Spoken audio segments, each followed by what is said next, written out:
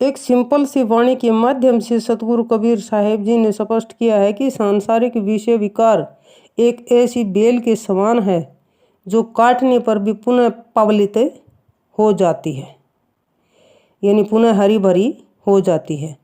सांसारिक विषय वासनाओं को मन से निकालने पर ये बार बार मन में उत्पन्न होती रहती है। और इस वाणी में सतगुरु कबीर साहिब जी ने बताया है कि माया का संपूर्ण विनाश न किया जाए तो वह पुनः उभर आती है।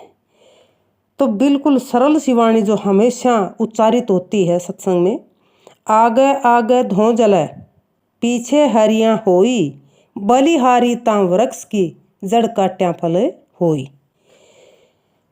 तो सतगुरु कबीर साहिब जी कहते हैं कि माया जिनके अनेक नाम हैं, जैसे इंद्रजाल, धन, अविद्या, ईश्वर की वह अन्य शक्ति जो ईश्वर की आज्ञा से सब कार्य करती है, इच्छा, मोह, घर गृहस्थी का जंजाल आदि। जब माया रूपी बेल को आगे आगे से यदि जलाया जाए तो यह पीछे ही पीछे पवलित होती जाती है। यानी संयम और साधना से जब साधक माया के भ्रम से बाहर निकलता है तो उसे लगता है कि वह माया के जाल से संपूर्णतः अलग है, लेकिन माया का कोई अन्य रूप उसे उसी समय भुलावे में फंसा देता है।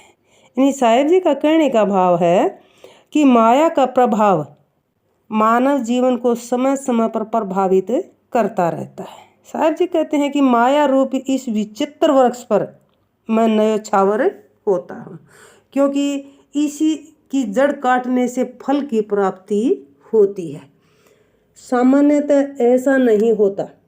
यानी साहिब जी ने माया के विचित्र वृक्ष का नाम दिया है जिसको जड़ से काटने पर भक्ति रूपी फल की प्राप्ति होती है।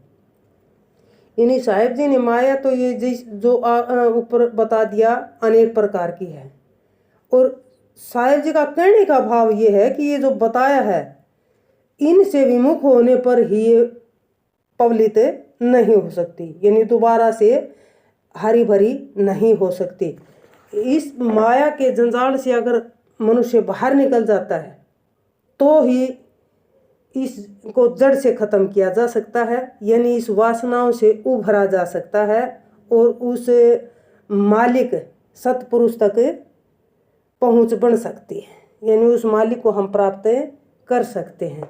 तो देखो, भौतिक संसार का जो ये आकर्षण है इसको त्याग कर ही साहिब जी ने बताया है कि हम मालिक की प्राप्ति कर सकते हैं, वरना नहीं। बोलो साधो सत साई।